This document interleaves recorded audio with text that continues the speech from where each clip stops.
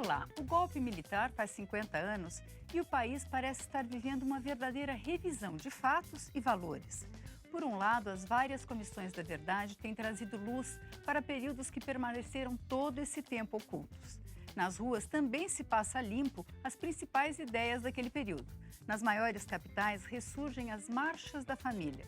As mesmas correntes que defenderam o fim do regime democrático no início dos anos 60, agora pedem a volta dos militares ao poder como única forma de corrigir os problemas enfrentados pelo país. As redes sociais, as mesmas que levaram multidões às ruas em junho de 2013, agora organizam aqueles que acreditam que é preciso defender o país do comunismo. Esses grupos foram confrontados em muitas capitais por passeatas em defesa da democracia. O Congresso Nacional tem feito alguns gestos no sentido de apoiar a revisão democrática do golpe militar. Depois de devolver o mandato ao ex-presidente João Goulart, também apoiou o pedido da Comissão da Verdade para que sejam ouvidas pessoas ligadas ao desaparecimento de presos políticos. Mas é também aqui no Congresso que se levantam algumas das vozes mais importantes desse movimento que busca a volta dos militares. O que aconteceu nesses 50 anos? O Brasil sofre ameaça de ter um regime autoritário de direita ou de esquerda? O Brasil em Debate, que começa agora pela Rádio e TV Câmara, busca entender o que significam os 50 anos que nos afastam daquele março de 64. Eu sou Vânia Alves e nossos convidados são os deputados Nilmário Miranda, do PT de Minas Gerais, e Chico Alencar, do PSOL do Rio de Janeiro. Dois parlamentares fortemente ligados ao tema dos direitos humanos.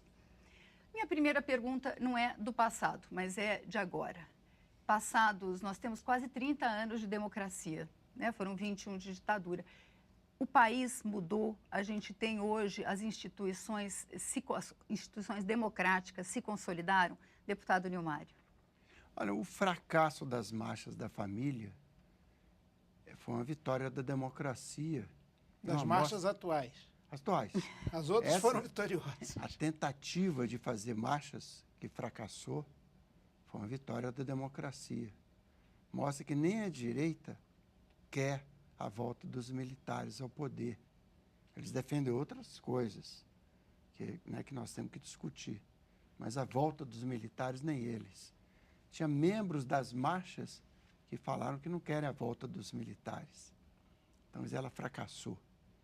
E fracassou porque no nosso país foi tão grande, tão desgastante a ditadura, um tempo tão grande, que até a direita não queria mais.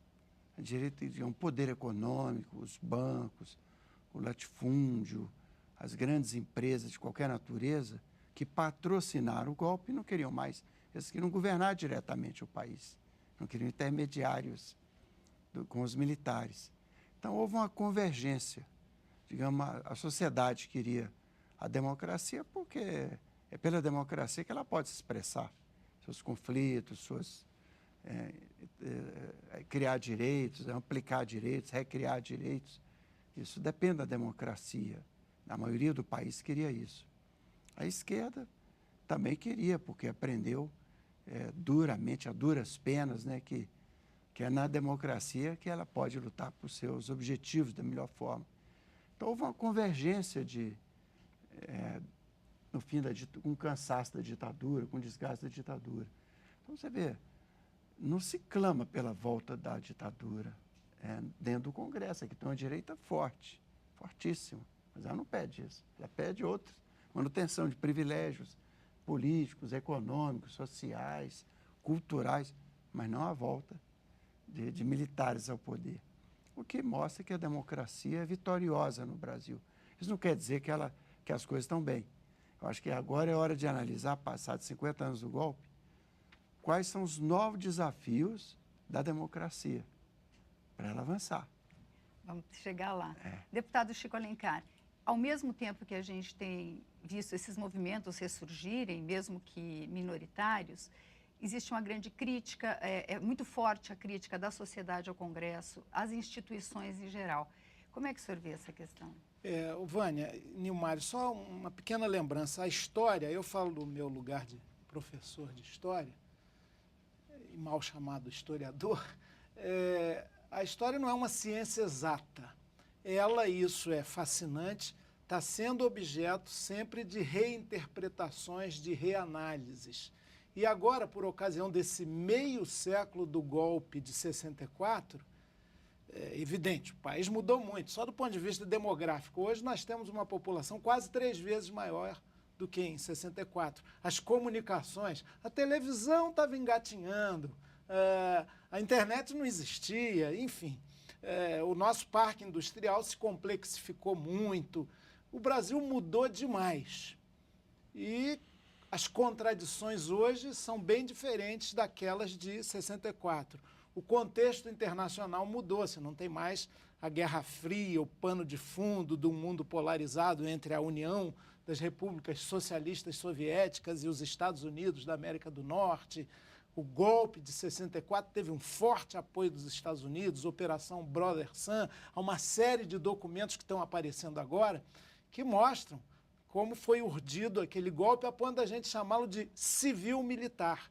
Não foi uma quartelada onde meia dúzia de generais malucos resolveram tomar o poder à força. Foi um movimento articulado, urdido, com tentativas anteriores, inclusive tentar impedir a posse do próprio Jango, quando Jânio renunciou. Antes ainda, quando Getúlio, lá no meu Rio de Janeiro, teve aquele gesto aparentemente pessoal, subjetivo, drástico do suicídio, que foi um golpe político na tentativa desses mesmos conservadores tomarem o poder. Então tem todo um processo histórico que está sendo revisto muito positivo, inclusive os crimes da ditadura que as Forças Armadas do Brasil hoje teimam em não reconhecer, num silêncio cúmplice com o terrorismo de Estado e com as atrocidades. Agora, eu entendo que o Brasil está muito diferente e há uma série de problemas, especialmente este de ressignificar a nossa democracia. Eu não diria que há uma crise da representação, porque numa sociedade de massas, 200 milhões de habitantes, os mecanismos de representação são imprescindíveis. Ninguém vai se reunir na praça para discutir PTU, guerra ou paz, seja o que for. Reforma agrária, reforma política, todo mundo vai para a rua toda hora. As pessoas têm mais o que fazer, tem que, de fato, ter a sua representação. No município, no Estado, nacionalmente, isso é próprio da República, mas o mecanismo do voto, controlado muito pelo poder do dinheiro, e a fragilidade doutrinária dos partidos leva a um problema gravíssimo que dá um pouquinho de água para o moinho dos autoritários de todo o tempo. Tem sempre segmentos no Brasil que querem soluções autoritárias, como em 64. Eles estão aí, fraquinhos, mas que podem crescer em função da crise da delegação. As pessoas delegam, muitas vezes o fazer político até abrindo mão da sua cidadania cotidiana, que é irrenunciável, e depois ficam insatisfeitas e vem aquele papo. Ninguém presta, tem muita corrupção. Sim, tinha, no regime militar ela se aprofundou, porque não tinha liberdade de imprensa para denunciar, inclusive, nem eficiência de órgãos como o Ministério Público, mas essa crise da delegação é que me preocupa e pode ajudar aqueles que sonham, né, com regimes autoritários, monocráticos. Eles estão por aí. E tem um autoritarismo do poder econômico, do livre jogo do mercado, que é um ente poderosíssimo. O mercado manda muito nas consciências. Os dois se referiram aos crimes da ditadura, ao período da repressão aos movimentos sociais, às organizações políticas. O Brasil teve um período de transição um pouco diferente dos nossos vizinhos, né? Houve um acordo de elites que permitiu a saída dos militares do poder. Isso incluiu a lei da anistia, que preserva de qualquer julgamento os crimes cometidos. Essa discussão voltou quando da instalação da Comissão da Verdade. Foi uma das condições da aprovação da Comissão da Verdade, foi que não se mexa na questão do julgamento dos responsáveis por crimes de Estado. Como é que fica essa questão? Essa questão continua sendo recolocada. Como é que o senhor vê, deputado Nilmário? Olha, eu sempre defendi a revisão da lei da anistia para retirar dela os crimes praticados por agentes do Estado, crimes contra a humanidade. O Brasil é o único país, talvez hoje, que anistia crimes contra a humanidade. A tortura, desaparecimento forçado, execuções extrajudiciais. Crimes de sangue. Crimes de sangue. E a que hoje o Tratado de Roma, o Tribunal Penal Internacional, né, já criou um consenso mundial de condenar esse tipo de crime. E o Brasil mantém, num suposto acordo. Então, acho que está na hora de fazer revisão e derrubar aquele item que permite a autoanistia. Segundo, eu não acho que houve acordo, houve uma derrota. Que a gente tinha um congresso aqui, em 79, organizado pelo pacote de abril de 77, que instituiu os senadores biônicos, 21 biônicos, e que mudou o cálculo da formação das bancadas, porque a Arena, mesmo com menos votos, tivesse mais deputados. Mesmo assim, a diferença foi apenas 5 votos, quando discutiu a preferência de que seria votado. Portanto, não foi acordo, foi derrota. A nação, o Brasil queria, o Brasil democrático queria uma anistia ampla, geral e restrita e queria punir os responsáveis por aquelas violações graves de direitos humanos, por tudo que a gente está vendo aí, que a Comissão da Verdade está falando. Agora, a pergunta que eu faço é a seguinte, tá bom, o Paulo Malhães vai um coronel, que né, ele era capitão, depois virou major, já chegou ao coronel, continuou sendo promovido, e ele fala como é que eles mataram Rubens Paiva e tantos outros. Pegavam uma pedra, tinha que ver uma pedra que não afundasse, não levasse cadáver para o fundo, tinha que rasgar a barriga, tinha que tirar os dedos para não ter impressão digital, cada detalhe para não haver identificação.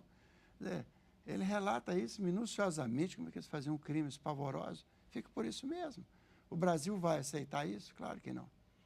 Tem a Comissão Nacional da Verdade, tem quase 100 comissões da verdade funcionando no país, de sindicatos, de câmaras municipais, de assembleias, de governos, e tem 100 comitês de memória, verdade e justiça em funcionamento.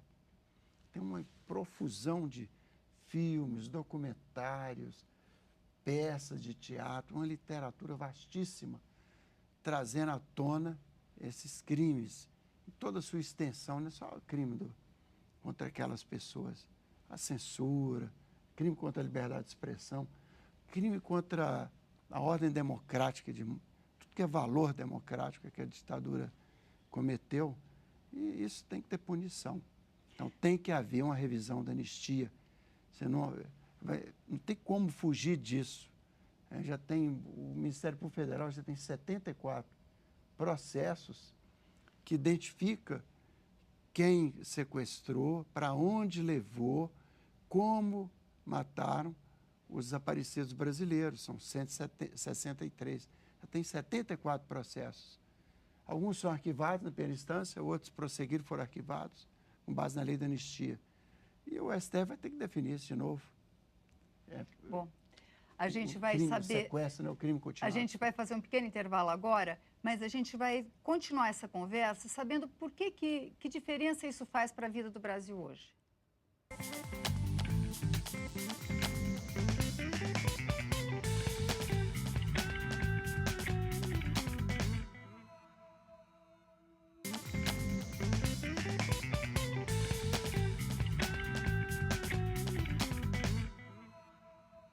Estamos de volta com o Brasil em Debate, hoje com os deputados Chico Alencar e Nilmário Miranda, conversando sobre o golpe militar de 64 e as consequências dele na nossa vida. Deputado Chico Alencar, por que é importante rever a lei da anistia?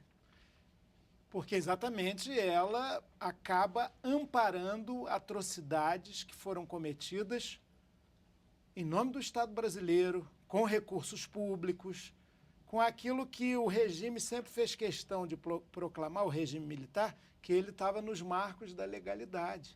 Tanto que os generais presidentes, ditadores, se sucederam, eleitos por um Congresso manietado, Castelo Branco, Costa e Silva, Médici, Geisel, Figueiredo.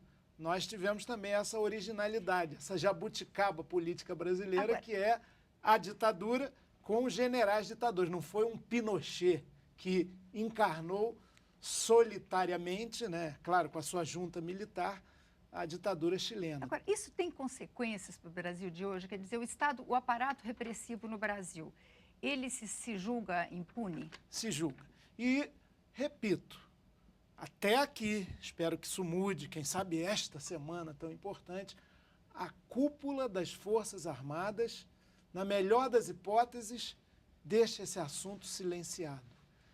Ela não assume o comandante do Exército, da Aeronáutica, da Marinha, que não tiveram nada a ver com a tortura, até onde se sabe, com aquele terrorismo de Estado.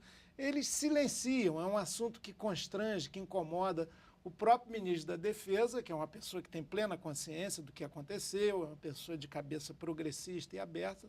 Celso Amorim também lida assim como se estivesse pisando em ovos. Ninguém defende a tortura, o terrorismo de Estado que aconteceu, as covardias que foram praticadas, mas não há uma vontade de se expressar minimamente para dizer, olha, essa página infeliz da nossa história, manchada de sangue, ela tem que ser lida assim, não arrancada ou dobrada ou pulada na leitura do processo brasileiro. É verdade, olha, o golpe militar em si, eu era menino ainda, secundarista, estudante, né, do primeiro ginásio, se não me engano, e família lacerdista lá no Rio. Eu também estava meio assustado. O que será que esse comunismo que está vindo aí? Me lembro a revista Seleções do Reader Digest, sei lá como é que chama, era uma revistinha semanal ou mensal muito lida, veio com um encarte especial, A Nação que se Salvou a Si Mesma. Eu tinha um colega de sala, Lucimar Brandão Guimarães, que era de esquerda, tudo com 13, 12, 14 anos. Hoje é um morto e eu pela achava, ditadura. Exatamente, Lucimar foi morto pela ditadura, poucos anos depois. Eu mesmo que menino ainda achei que acho que esse negócio foi bom, porque teve feriado, em primeiro lugar, e segundo, tinha o tal perigo comunista, que se falava. Dali a 2 anos, não mais do que isso, eu, ainda menor de idade, estava sendo preso numa passeata contra a ditadura. Aquele momento, teve amparo, um significativo amparo social ao golpe. É claro que há pesquisas da época, também não publicadas, que mostravam que as reformas de base tinham um apoio majoritário da população, próprio para a figura do presidente. Mas o golpe foi a espada dos militares, a cruz da nossa Santa Madre Igreja Católica, que através da sua cúpula, não os padres operários, apoiou, do dinheiro, do capital, evidentemente, e do linotipo. Você também tem culpa no cartório, ou seja, a grande imprensa, claro, estou brincando, mas as editorias dos grandes jornais, exceto a Última Hora, todas apoiaram o golpe. Agora, esses golpistas, primeiro viram logo que os militares iam se eternizar no poder. Dali a 1 ano já estavam muitos descontentes com o regime. A tortura, ela vai crescendo. No Castelo Branco, começou um episódio aqui ali, depois foi se aprofundando. Claro, desculpe. É porque o tema é vasto. Ela fez uma pergunta que eu acho que era importante, que traz para a situação atual. Na semana passada, no Rio de Janeiro, foi morta uma moça, uma faxineira, mãe de 4 filhos, criava outros 4. E aí ela foi colocada numa viatura, a porta se abriu, quer dizer, pelo que eu sei, qualquer viatura, você vê um movimento estranho, você percebe, ela foi arrastada. 250 metros. 250 metros. E aí um dos policiais militares que participou daqueles eventos, ele já tem 63 mortes com auto de resistência. Auto de resistência é um legado direto da ditadura. Resistência seguida de morte. Era assim que eles encobriam os crimes que eles cometiam contra as oposições à ditadura. E permanece. Tem legados desse tipo. Então, punir lá atrás os que praticaram aqueles crimes é uma maneira também de aprofundar a democracia hoje. Né? Por exemplo, nós demoramos anos e anos e anos para aprovar uma lei que é atualizando a tipificação do crime da tortura, como prevenir a tortura e como enfrentá-la. Eu e Nelson Peregrino apresentamos um projeto em 2001, eu saí daqui e voltei 10 anos depois, e no ano passado é que foi aprovado, levou 12 anos para ser aprovado, e depende de implementar em cada estado. Está longe de ser implementado ainda. Nós temos uma cultura autoritária com violência permanente do Estado ao longo, desde a colonização. E com um detalhe que é preciso esclarecer. Isso não é revanchismo, até porque ninguém pretende torturar torturador, fazer um processo arbitrário, a revelia da própria justiça. Agora, conhecer quem operou essa máquina. E não basta o coronel Paulo Malhães declarar, ele fazia parte de uma engrenagem. Tinha voz de comando lá em cima. Outro dia eu li uma reportagem do ex-colega deputado, ministro e também Delfim Neto, o oráculo da economia para muitos até hoje, que foi ministro da ditadura, do Costa e Silva, do Médici, do Figueiredo, assinou e apoiou lá em cima. Econômico. Sabe o que ele falou? Não, perguntaram, os repórteres perguntaram para ele, e a tortura, ministro? Falou, olha, chegou um dia que havia tantos rumores que eu perguntei ao general Médici, vem cá, há tortura? E ele me falou, não. Como ele é uma pessoa muito, sempre achei, era uma pessoa muito sincera, muito correta, eu acreditei. Depois eu vi, diz lá o Delfim, com a sua inegável inteligência, que aconteceu, foi um horror, mas olha, isso já acabou, a lei de anistia já resolveu tudo, ponto final. Ponto final, coisa nenhuma, porque tem famílias ainda, como a de Rubens Paiva, ex-deputado, igualmente, que procura o corpo do seu pai, do seu marido, do seu irmão, desse brasileiro que foi vítima dessa atrocidade toda. E assim centenas de outras. E essas pessoas serem conhecidas e sofrerem um processo judicial com direito de defesa, quem sabe eles vão falar até de onde vinha a ordem, é absolutamente democrático e normal e previne atrocidades futuras. Agora, rapidamente, a gente tem um pouquinho de tempo, mas eu gostaria de abordar uma outra questão. Sempre que há algum problema, como, por exemplo, a crise energética no momento, se diz que os militares foram os que modernizaram o país e que planejaram o país, que a gente não teve mais nenhum governo pensando o país para o futuro. Eles abriram estradas, criaram grandes hidrelétricas. Deputado Nilmário. Olha, esse debate tem que ser feito, porque também no modo como eles faziam o chamado progresso, eles foram para a Amazônia em peso, incentivaram uma expansão selvagem da fronteira agrícola, com estradas inclusive. Hoje nós estamos sabendo que 2 mil indígenas, Vaimiri e Troari, foram mortos naquele momento. Né? O modo deles fazerem as coisas ajudou a concentrar a riqueza, a renda, o poder. A Conceição Tavares, ontem ela falou uma coisa bonita. Falou que enriquecer o país, desenvolver o PIB, através da miséria massiva, do arroz salarial, do achatamento salarial, é um crime. Isso também é crime. Não podemos achar que qualquer desenvolvimento que é bom para o povo. Desenvolvimento à custa da miséria, à custa da exclusão, à custa do desemprego, à custa da dizimação indígena, não vale a pena. Deputado Chico Alencar, o senhor falou que a corrupção era maior. O que também se diz é que havia menos corrupção no país. Pois é.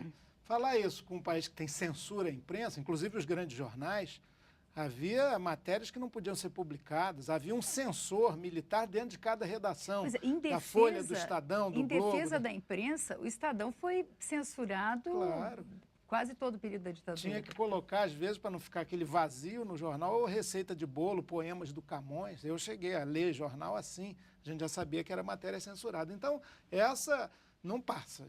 Dizer que não havia menos corrupção, porque os militares são mais honestos, isso... Pelo contrário, sem mecanismos de controle, a corrupção provavelmente era maior do que a de hoje em dia, que já é bastante grande, ela é larvar sistêmica. Agora, a questão do desenvolvimento também. Não é verdadeiro que o Brasil se desenvolveu porque os militares tinham um planejamento, um projeto estratégico. Eles eram todos filhos da Guerra Fria e tinham a posição de você desenvolver para evitar que o comunismo se expandisse aqui, naquele ideal norte-americano, inclusive com muito investimento estrangeiro. Mas a ideia desenvolvimentista no Brasil vem desde a era Vargas. Aliás, os fundamentos do Brasil, da substituição de importações, do parque industrial crescente, ele vem desde 30. Se aprofunda nos anos 50, com o primeiro governo Vargas, com viés nacionalista, que esses que tomaram poder em 64 também rejeitável, e com os anos JK, Brasília, inclusive, que tinha 4 aninhos de idade quando o golpe foi dado, era um símbolo da interiorização, a que você fez referência, não é nem principalmente a Transamazônica. É claro que os militares estavam dentro de um projeto mais global de desenvolvimento, com abertura franca e ampla ao capital estrangeiro e com reconcentração de renda.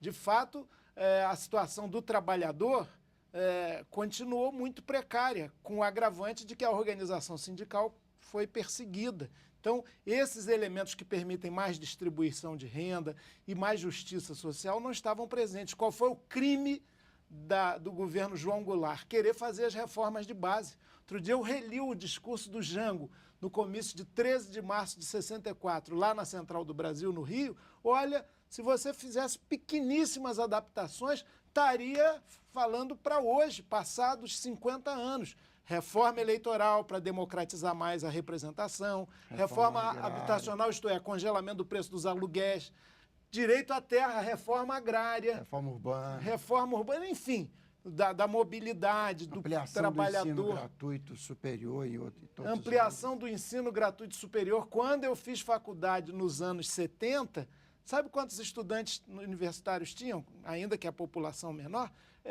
300 mil. Então, o ensino era muito elitizado e, no período militar, houve o agravante também. Tinha até o decreto 477, que excluía os que estudantes, impedia a pessoa de estudar por 3 anos seguidos em qualquer instituição do país se estivesse fazendo política e subversão. Eu, aluno do colégio de aplicação, além da prisão em 66, eu era do Pedro II, em 69 o Grêmio, já em vigência do AI-5, o Grêmio do colégio que eu presidia foi fechado, eu fui expulso do colégio.